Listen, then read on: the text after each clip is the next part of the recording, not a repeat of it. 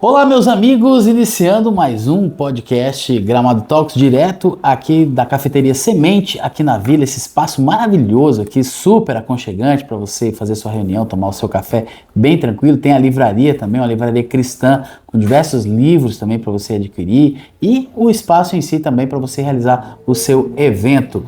Hoje eu vou entrevistar Elbio Albuquerque, que é empresário, ele é importador, sommelier e é o representante por toda a concessão da Gran Cru no sul do Brasil, a Gran Cru, que é a maior importadora de vinhos prêmios da América Latina. Obrigado, Elbio, por estar aqui com a gente, para a gente bater esse papo. Eu que agradeço a oportunidade aí de estar contigo e a gente está podendo fazer essa troca de experiência, né? Falar de vinho é sempre bom, né? Muito, muito. Mundialmente, né? O vinho, a gente estava conversando, ele agrega, né? Ele une pessoas. Sim.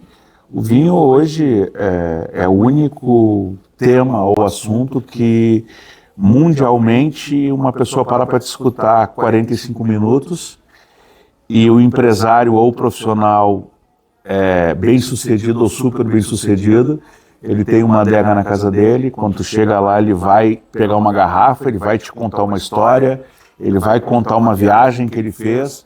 E isso está tudo linkado ao vinho. O vinho aproxima pessoas, aproxima profissionais. Realmente hoje é um tema, uma pauta que está muito em alta mundialmente. Pois é, você como representante da Gran Cru em todo o sul do Brasil, a Gran Cru que é a maior importadora de vinhos prêmio da América Latina, né? Conta um pouquinho da história da Gran Cru e o que ela oferece.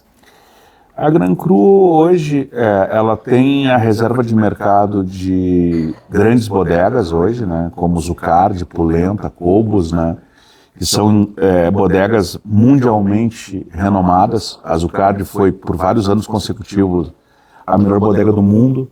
A Cobos a gente tem ali o Paul Hobbs, que é considerado um dos melhores enólogos do mundo. O Steve Jobs dos vinhos foi o cara que colocou a catena nos Estados Unidos e fez todo um processo de trabalho. E então eu venho acompanhando isso há muitos anos, né? Eu entrei nesse ramo de vinhos e espumantes e bebidas naturalmente. Quando eu nasci, meu pai já trabalhava com esse segmento. Então a minha família está há mais de 50 anos nesse segmento. E eu vim desenvolvendo esse trabalho junto com algumas vinícolas nacionais e outras importadas, e a Gran Cru passou a ser parte desse negócio, né? Há uns 10 anos atrás, a Gran Cru passou a ser parte, e a gente passou a operar com eles aqui no sul do Brasil. Tem muitas marcas consagradas, a gente tem clientes reconhecidos também, tanto aqui em Gramado quanto no Rio Grande do Sul. E isso nos dá um privilégio muito grande, porque a gente acaba interagindo com esses clientes e conversando também sobre os nossos produtos. Entendi. E hoje a Gran Cru ela tem uma loja ali no Vita Boulevard, mas vocês têm o maior forte de vocês é o pessoal que é associado, né? Você pode fazer parte e receber os vinhos na sua casa. Como é que funciona? A gente tem a parte de confrades, né? A Confraria Gran Cru, que tem hoje mais de 195 mil confrades em todo o Brasil. E a gente tem o privilégio aqui em Gramado de estar numa cidade turística, onde hoje 85% dos voos que chegam no aeroporto Salgado Filho são aqui para Gramado. E como a gente tem 195 mil confrades, esse cliente ele chega em Gramado, e ele vai até a nossa loja buscar o vinho que ele já está acostumado a consumir na cidade dele, na casa dele, ou ele pede e a gente entrega no hotel. Mas, de fato, assim, o nosso grande volume de vendas hoje, aqui na cidade de Gramado, está vinculado ao B2B, aos restaurantes. Então, a gente tem parceiros e aliados bem renomados aqui na nossa cidade em relação a venda de produtos nos restaurantes, as cartas de vinho. Então, o turista, de modo geral, ele senta no restaurante, então quando ele pega a carta e ele vai consumir, ele está consumindo os nossos produtos. Isso em diversos restaurantes de Gramado. Pode citar, né? Não, a gente tem Nonomio, Pasta Chuccia, Piacere, Malbec, 1835, que a gente atende a rede 20/9, que hoje é uma das principais redes de gastronomia do estado, né? E a gente tem esse mesmo modelo de negócio no litoral gaúcho, lá, Atlântico e Xangri-Lá, a gente também tem loja. A gente também tem essa operação para Porto Alegre e região metropolitana. Então, o grande avanço do nosso negócio é o B2B. São os restaurantes, hotéis, alguns eventos. E como é que funciona a confraria? Qualquer pessoa pode ser confrade da Gran Cru? Sim, ele vai até uma loja da Gran Cru e ele adquire uma assinatura. Ele faz uma assinatura de um pacote de vinhos que ele vai receber mensalmente na casa dele e ele passa a ter todos os privilégios e descontos que um confrade tem em todo o Brasil. Ele vai descer em Congonhas no aeroporto, lá sendo confrade, ele vai poder adquirir. Ele vai no Bela Sintra, em São Paulo, ele vai em qualquer lugar do Brasil que tenha uma unidade Gran Cru e ele vai desfrutar de todos os privilégios de um confrade. Além dos vinhos que ele recebe em casa, ele pode ir na própria loja e adquirir com desconto. Outro vinho. E só ele tem. Que bacana. Então ele chegou numa cidade, ele quer ir jantar na casa de um amigo, ele quer fazer uma reunião, ele vai até a loja, ele compra com descontos realmente muito especiais e ele adquire o vinho e ele pode consumir normalmente em qualquer estado do Brasil. E o leque de vinhos que a Gran Cru oferece são vinhos de todo o planeta, todo mundo. De todo o planeta, do mundo inteiro. As principais regiões do mundo produtoras de vinho, a Gran Cru tem reserva de mercado com marcas consagradíssimas, né? Como eu estava dizendo anteriormente, vamos pegar os produtos mais consumidos no Brasil, que está no mundo, os argentinos aí, a gente tem Pulenta, que é uma marca consagradíssima, Zucardi, que foi considerada por vários anos consecutivos a maior bodega do mundo, a gente tem a Vinacobos, né, que tem Bramari, tem marcas consagradíssimas também, que são exclusivas da Gran Cru. E como é que funciona, por exemplo, hoje o cliente quer um rótulo que de repente ele vai chegar, por exemplo, na loja em Gramado, não tem. E como é? Ele encomenda esse rótulo, ele recebe em casa, como é que é feito isso? Normalmente os produtos que a gente tem em importação, a gente tem em estoque sempre. Mas tu tem duas possibilidades. Uma é tu ser confrade, fazer uma assinatura e tu vai receber mensalmente esses rótulos na tua casa. Ou então tu vai até a loja, ou liga para a nossa loja, chama pelo WhatsApp, que a gente entrega no hotel, entrega onde ele estiver hospedado. Qualquer tipo de vinho? A princípio, os vinhos que a gente tem é a importação, né? Eu poderia fazer isso, qualquer tipo de vinho, pela distribuidora, pela logística, porque daí a gente atenderia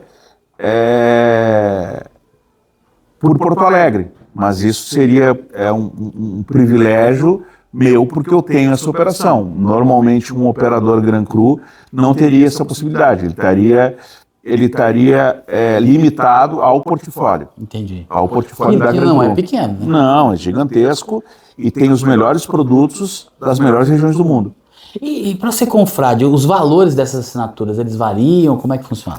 Ele varia. Eu acredito que hoje a menor assinatura deve estar em R$190 e aí depois vai até R$2.000, R$3.000. R$190 por mês? Isso. E recebe quantos vinhos? Você vai receber 2 vinhos. Por mês em casa? Sim. Um bom preço para um vinho de qualidade, para um vinho premium, né? Sim. Agora falando sobre importação no Brasil e na América Latina, como é que está esse mercado hoje num país que a gente tem tanta instabilidade econômica? A gente tem passado alguns processos que o Brasil realmente ele tem como diria assim, inibido um pouco a importação por conta das sobretaxas, por conta dessa guerra fiscal que existe no Brasil. Hoje aqui no Rio Grande do Sul a gente tem o DIFAL, que é a diferença de imposto, e isso dá uma restringida na velocidade e no crescimento das importações. Mas quanto à América Latina, isso está muito pujante, porque a gente tem o Uruguai, aí, que tem a Zona Franca, com vários incentivos. A gente tem o próprio Paraguai, que tem a lei de Maquila ali, que hoje tu tem vários empresários de diversos segmentos, não somente da importação de vinho, mas assim, o pessoal do polo de Novo Hamburgo de calçados, boa parte dos empresários já se estabeleceram no Paraguai. por conta dos privilégios fiscais. Hoje falando de América Latina, no Paraguai hoje, se tu vai te estabelecer com uma empresa brasileira lá, eles vão te dar prédio e terreno e energia elétrica por 10 anos, o governo te dá por 10 anos, ele te dá a folha de pagamento por 90 dias e tu consegue exportar e importar para toda a Europa e os Estados Unidos com zero tributação. Então tem muitas empresas brasileiras que estão se estabelecendo no Paraguai, estão fazendo todo esse processo de importação e exportação para o mundo inteiro por lá e beneficiam essa matéria no Paraguai e mandam para o Brasil pela legislação do Mercosul com 1%. Olha, sendo que se fizer a mesma coisa no Brasil, tu não consegue fazer. Então, assim, existe essa engenharia tributária e comercial nesses países vizinhos e parceiros de negócio, que eles fazem todo o grosso da importação e exportação pela Zona Franca ou no Paraguai ou no Uruguai, e também importam de outros países, da China, dos Estados Unidos, da Europa, beneficiam esses insumos e mandam para o Brasil pela legislação do Mercosul. como é que funciona, para as pessoas entenderem, a beneficiação desses insumos para poder mandar para o Brasil? Assim, hoje tu vai ter hoje, assim, por exemplo, no Paraguai e no Uruguai, a gente já tem Riachuelo, a gente tem a Van, a gente tem várias empresas de grande potencial do Brasil. O que eles fazem? Vamos para o ramo de confecção e calçados. Eles, em vez de fazer toda a importação para o Brasil, eles importam toda essa matéria-prima para o Paraguai, por exemplo, e eles vão lá e vão fechar uma camisa, eles vão botar um solado no calçado e vão finalizar o produto lá, e daí esse produto ele fica como um produto paraguaio. Entendi. E daí ele entra no Brasil com a legislação do Mercosul. Então, por exemplo... Tem que fazer alguma coisa no Paraguai. Não, tu tem que finalizar o produto nesses países. Aham. Tu vai pegar lá, vai vir da China, vem tudo desmontado. Então vai pegar lá, pode vir até cortado o tecido. Mas ele tem que finalizar, tem que concluir esse processo no país que é do Mercosul, que vai mandar para o Brasil depois. Ele não pode pegar um produto inteiro, ele comprar um produto na China, que é o grande fornecedor desse processo todo, e só etiquetar ali. Não, ele vai ter que realmente beneficiar, contratar mão de obra, ele vai ter que ter, e isso não é segredo. Tu vai pegar grandes empresas de roupas, principalmente calçados, que estão estabelecidas nesse país. E é esse processo que eles utilizam. É um processo de beneficiamento do insumo nesse país para poder mandar para o Brasil dentro da legislação do Mercosul. Senão seria inviável ter negócio aqui nesse país. Só que contrapartida também tu vai ver que o cara que produz aqui no Brasil, ele fica muito aquém, né, desses grandes grupos por conta dessa, digamos assim, engenharia tributária que eles criam. Porque, por exemplo, eu vou te dar um exemplo, assim, ó, importação de vinhos para o Brasil. Eu vou ter, na nacionalização, de 100% a 150% de acréscimo na nacionalização. Só de imposto. E eu fazendo isso no Mercosul, eu não tenho essa tributação. Mas como é que você beneficia um vinho? Não, é que o vinho não tem como beneficiar. Entendeu? Ele não tem como beneficiar. Talvez alguém poderia fazer, mas daí perde o sentido. Tu vai trazer um vinho e vai rotular ele nesse país. Vai comprar ele a granel, vai engarrafar e vai rotular nesse país. Só que para o vinho, como ele é uma coisa muito pessoal, tu está comprando a marca, não dá para te fazer isso. Mas nos demais segmentos tu consegue fazer. No caso da confecção, por exemplo, você vai comprar uma marca de grife, você não vai poder pegar essa marca e mudar o nome dela no Paraguai. Só que tu pode, mas assim, eles podem fazer, por exemplo, eu vou te dar uma marca brasileira que eu já comprei bastante no Paraguai, porque eles têm uma loja em Assunção, na capital, que é a Dudalina. A Dudalina tem uma loja.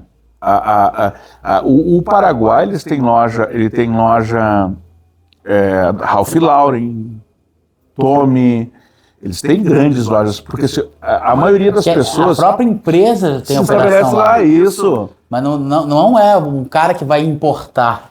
Porque se ele importar, normalmente o importador ele é licenciado. Então essa marca ela já se estabeleceu lá.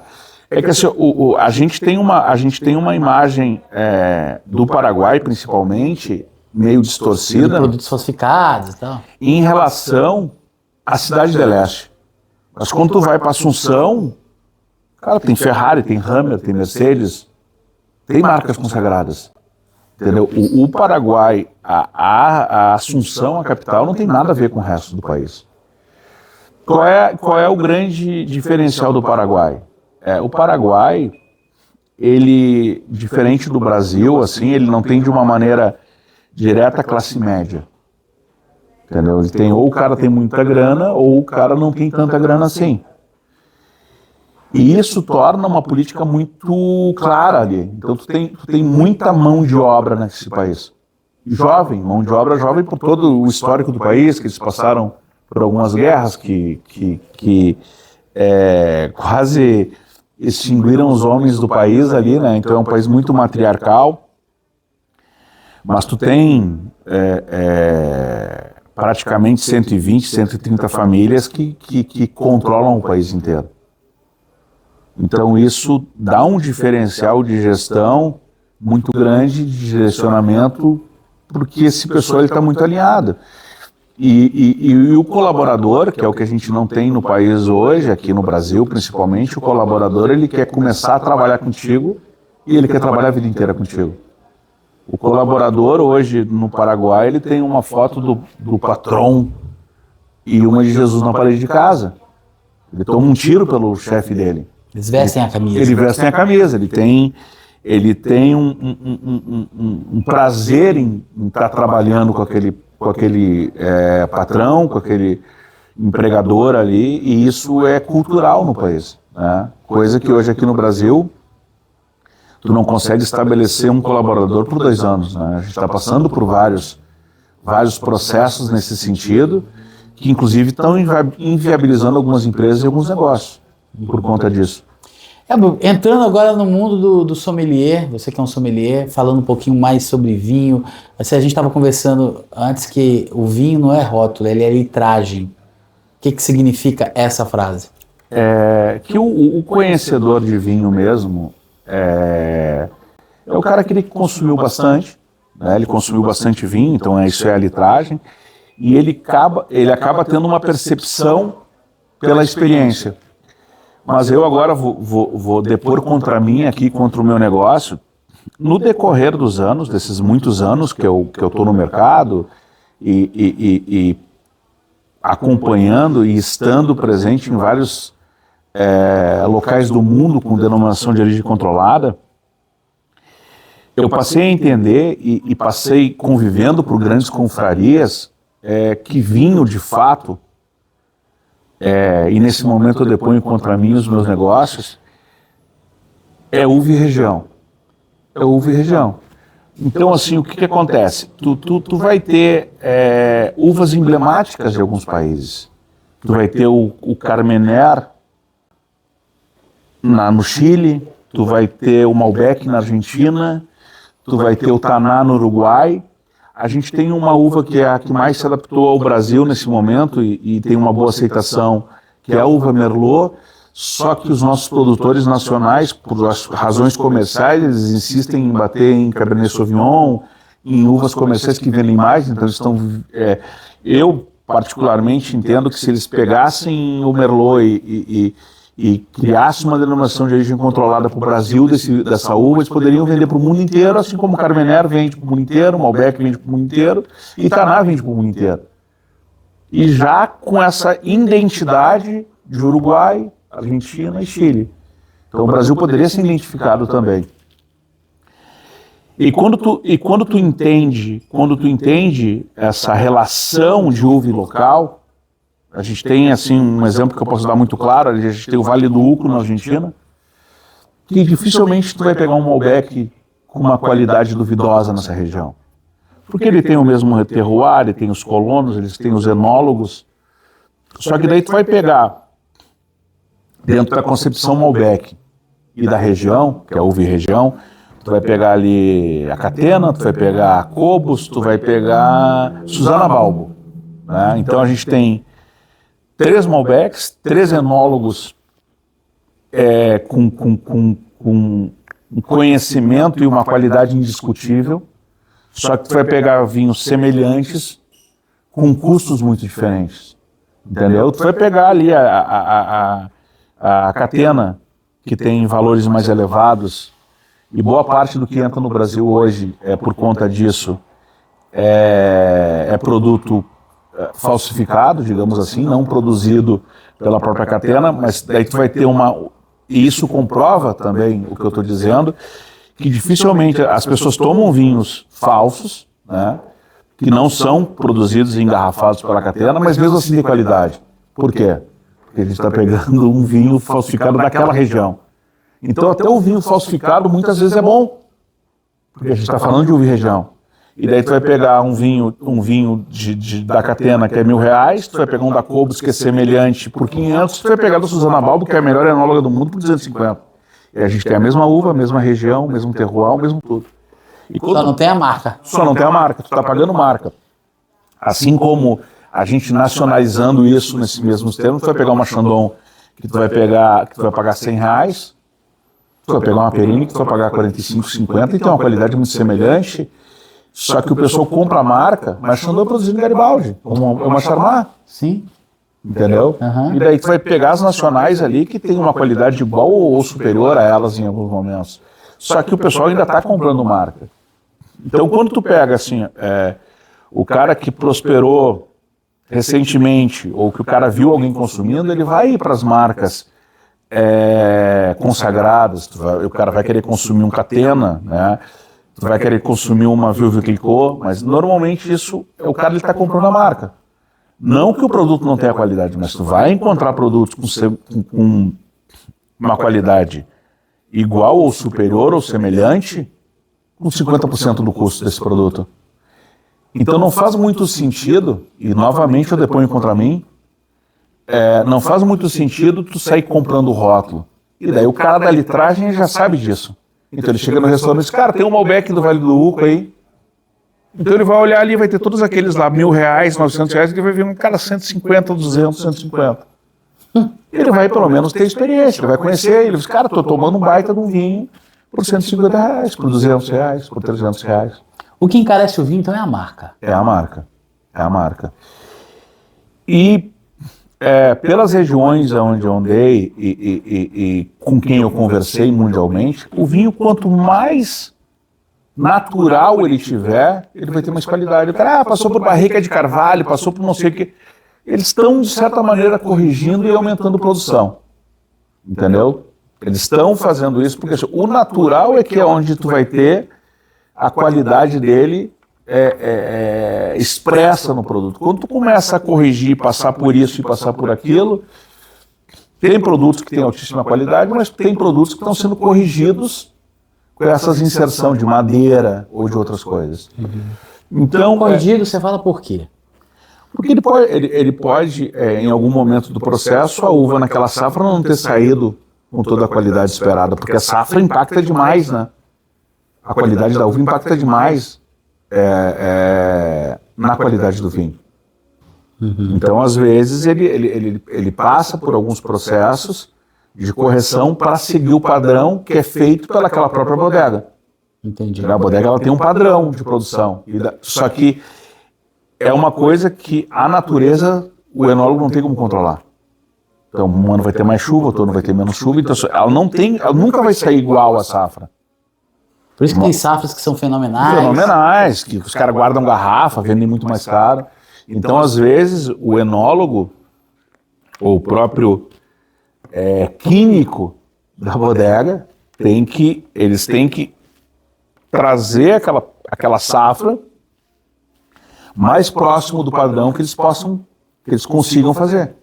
Você como um sommelier, um grande conhecedor de vinho, representante da maior importadora de vinhos da América Latina, quais são os vinhos que você tem na sua adega pessoal? Tu sabe que isso é uma pergunta muito peculiar, porque normalmente o que eu faço? Assim, ó, na semana passada, a gente teve uma janta num restaurante aqui em Gramado, que veio um pessoal de Brasília, de outros estados, para um evento. Eu realmente levei produtos que eram da minha adega. Só que normalmente o que eu faço? O que eu tinha na minha adega, até por uma questão de corporativismo, então eu tenho a linha da Zucard, né, que é a linha da bodega, uma das bodegas mais premiadas do mundo. Então eu tenho Bramari da Cobos, né? Tenho alguns produtos do Michel Roland, daí não é uma linha de importação da Gran Cru, mas é um enólogo muito conceituado e tem bons produtos com bons preços, né? Inclusive ele é um enólogo que ele escolhe alguns países do mundo que tem um terroir para produzir aquela determinada uva no país que ela se adaptou. Então ele produz Malbec e outros produtos na Argentina, ele produz produto na França, ele produz produtos em vários países. Então, hoje a gente tem, normalmente, a gente tem uma predominância de consumo de produtos argentinos no Brasil, a gente tem uma predominância muito grande. Então eu tento manter para quando eu receber as pessoas, eu ter um produto que se adapte mais ao paladar do meu convidado, né? E eu tomo muito cuidado em deixar o meu convidado confortável, em me aproximar do paladar dele. Então normalmente eu pergunto, o que tu está acostumado a tomar, né? Quando eu vou receber alguém. Porque isso é indispensável. Porque o vinho, no final da conta, né, voltando a falar da litragem, vinho é questão de gosto. Então, normalmente, o que tu vai gostar? O que o Kaique vai gostar? Ele vai gostar o que o paladar dele já está habituado. Eu posso trazer o melhor vinho do mundo. Se ele estiver distante do que o teu paladar está acostumado, tu pode ser gentil comigo e falar para mim, não, um bom vinho. Só que se eu trouxer algo próximo do que você está acostumado a tomar, tu vai tomar um vinho, cara, isso aqui é maravilhoso. Então, assim, Geralmente as pessoas falam, eu tomo vinho seco. Sim. Mas e aí? Mas tem boa parte das pessoas, inclusive homens, por exemplo, que tomam moscatel, que é um espumante que ele é mais doce. Minha esposa, por exemplo, ama. Entendeu? Então, eu já gosto do Brut. Esse cuidado em tu ter cuidado com o teu convidado, entendeu? Tu entender o que ele está próximo, apesar de que tu vai encontrar pessoas que vão vir pedir por marcas, que vão dizer, eu estou acostumado. Quando ele fala para mim que ele está acostumado a tomar só Veuve Clicquot, que não é o caso, eu olho com um pouco de restrição, entendeu? Porque assim, o nosso terroir para vinho branco e para espumante aqui no Rio Grande do Sul, ele é excelente. O nosso espumante hoje está entre os melhores espumantes do mundo, diferente dos vinhos tintos, que a gente não tem tanta relevância assim mundialmente, né? Mas os espumantes sim. Então, se tu entender, daí tu já tem que entender a cabeça desse cara. Por que ele está consumindo isso, por que ele está fazendo isso. Daí tu vai ver, normalmente ele está consumindo por alguma referência que ele tem, de alguma pessoa, dos relacionamentos empresariais ou comerciais, que ele teve em algum evento e aquilo ficou registrado para ele como um bom produto. Mas não é um cara que tem um conhecimento. Se você chega para um convidado seu e fala, o que você toma? Ele fala, toma um vinho seco, tinto seco. O que você vai oferecer? Tá, mas eu vou dizer uva. Uva. Quando ele não entende a uva que ele toma, a tendência é ir para os vinhos mais leves e mais jovens. Entendeu? Porque já vai dar uma resfriada. Que não trava tanto. Isso. Né? A tendência é quando o cara toma um vinho seco e ele não identifica Malbec, Carmenère, porque o cara que ir para o Carmenère, ele já quer ter uma sensação mais leve. O cara que vai para o Cabernet e para o Malbec, ele já quer ter uma sensação mais encorpada. E daí eu consigo trafegar por um universo mais repleto de produtos e de opções. Aí eu entro na próxima pergunta. Por que a gente tem centenas de uvas? Por que essas são sempre as mais comuns? É difícil achar um vinho com uma uva que não seja Taná, Merlot, Cabernet, Carmenère, uma uva mais exótica? Não, assim, tu até consegue fazer isso. Se tu olhar assim, os consumidores mais sofisticados, tem bastante gente que toma Riesling. Entendeu? Mas não é uma coisa comum, você não acha em qualquer... É porque na realidade, assim, quando tu pega um Riesling alemão, é um vinho que custa 400, 500 reais. Então, porque o Brasil ele deu uma popularizada em algumas uvas que são sofisticadas.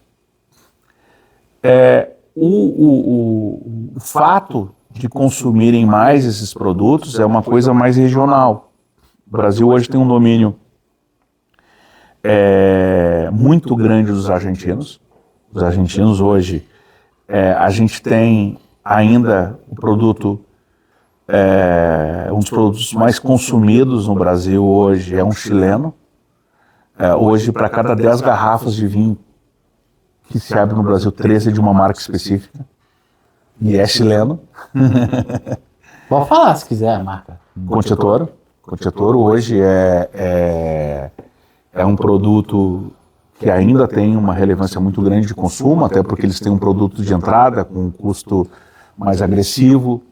Então é um produto que se desloca muito bem em todo o mercado nacional. E isso foi criando uma identidade de consumo no Brasil.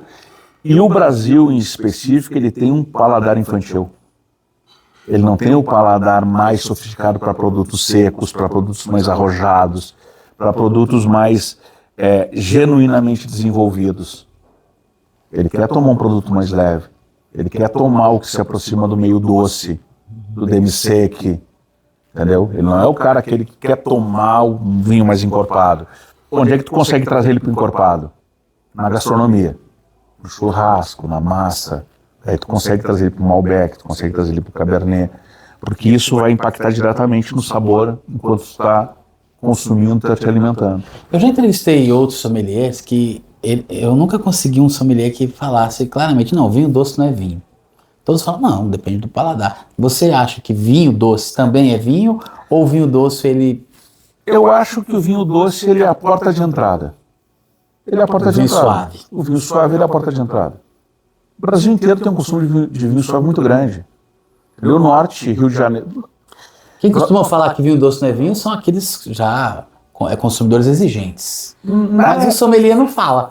É porque na realidade o que acontece é que o açúcar ele tira a qualidade e a propriedade do vinho. Ele tira.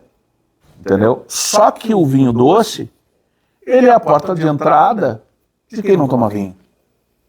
Então tu vai ter um consumo de vinho doce até os 20 e poucos anos ali. Esse cara em 24, 25 ele vai pro demi e a partir dos 30 ele começa a migrar pro seco e ele vai elevando. E pior que isso é verdade. Entendeu? Isso aconteceu comigo. E ele vai elevando. Então se tu não tiver o vinho doce, tu não vai conseguir trazer esse cara pro vinho. Quando eu era novo, meu padrasto, que sempre amou vinho, ele me criticava, falava, não, você toma vinho suave não é vinho, ele falava. Entendeu? Mas assim, então, a porta de entrada do novo consumidor, cara, é o vinho suave. Entendeu? Tá tudo bem gostar a de mulher vinho que suave. não toma, não tem. Só que o que vai acontecer? Tu vai decidir participar do mundo do vinho. Tu vai começar a experimentar outras coisas. Aí, se você chegar numa confraria e pedir um vinho suave, E daí- as pessoas vão te olhar meio torto. É que daí tu tá nos primeiros estágios ainda, entendeu? O meu ponto de vista, o meu posicionamento, ele é muito mais como importador e distribuidor do que como sommelier. Entendeu? Então tem coisas muito, muito, muito peculiares no vinho. Até a próxima.